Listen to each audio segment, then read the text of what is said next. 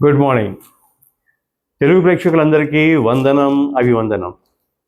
Aira heart and polyclinic Guntur ద్వారా మనోనేత్ర కార్యక్రమం ఒకటి ప్రారంభమైంది. ఆ కార్యక్రమంలో ఈరోజు డిప్రెషన్ గురించి మాట్లాడుకుందాం.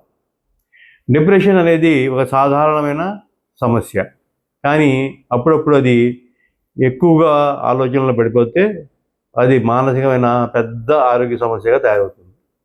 దానికి కారణాలు మనసు ఎప్పుడూ దుఃఖంగా, ఖాళీగా అనిపించడం, ఇష్టమైన పనులపై ఆసక్తి తగ్గిపోవడం, నిద్ర సరిగ్గా పట్టకపోవడం, అలసట, శక్తిహీనం అయిపోవడం, ఆత్మవిశ్వాసం తగ్గిపోవడం, చదువు మీద, పని మీద, దేని మీద కూడా ఒక దృష్టి కేంద్రీకరించలేకపోవడం, జీవితం అంటేనే విరక్తి పుట్టి పోవడం, ఆసక్తే ఉండదన్నమాట. ఆ విధంగా తయారవడాన్ని డిప్రెషన్ అంటారు. దానికి కారణాలు ఏంటి? కారణాలు చాలా రకాలు ఉన్నాయి. ఒకటి పని ఒత్తిడి, ఆ తర్వాత ఏదైనా ఆందోళన, అంటే ఏదో ఒకటి గురించి ఆలోచిస్తూ ఉంటాము, అది ఆందోళనగా తయారవుతుంది. జీవితంలో జరిగిన బాధాకర విషయాలు గుర్తొస్తుంటాయి. ఆ తర్వాత ఒంటరితనం, కుటుంబ సభ్యుల్లో ఉన్న సమస్యలు, కుటుంబంలో ఉన్న సమస్యలు, ఆర్థిక సమస్యలు, వైవాహిక బంధంలో వచ్చిన సమస్యలు, తర్వాత దీర్ఘకాలికమైన వ్యాధులు, ఆ తర్వాత హార్మోనల్ మార్పులు, ఇవన్నీ ఉండటం వల్ల ఈ డిప్రెషన్కి నార్మల్గా మనకి అవుతూ ఉంటుంది అన్నమాట డిప్రెషన్. తర్వాత వీటిని తగ్గించుకోవడానికి రెమెడీస్ ఉన్నాయి.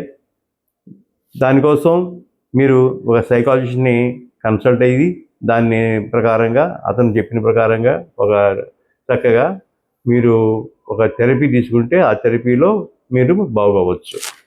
ఈ డిప్రెషన్ తగ్గదు అని లేదు, కాకపోతే సైకాలజిస్ట్ని తప్పనిసరిగా కలిసి ఆయనతో మీకున్న బాధలు చెప్పుకొని ఆ తర్వాత ఆ బాధల నుంచి విముక్తి పొందవచ్చు. చాలా ఉన్నాయి. తర్వాత నేను కూడా ఒక సైకాలజిస్ట్ని. నా నెంబర్ 9652446050.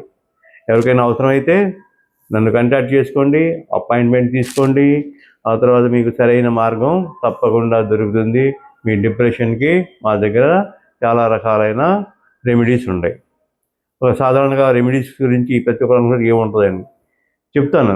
రెమెడీస్ చాలా ఉన్నాయి, కాకపోతే కొన్ని తగ్గించడానికి కొన్ని మార్గాలు ఉన్నాయి. మీ జీవన శైలిలో మార్పులు రావాలి. ప్రతిరోజు 30 నుంచి 40 నిమిషాల దాకా వ్యాయామం చేయటం, సరైన భోజనం, సరైన టయానికి భోజనం, ఆ తర్వాత ధ్యానం చేయాలి, యోగా చేయాలి, మెడిటేషన్ ఉంటుంది, శ్వాస యొక్క వ్యాయామం ఉంటుంది.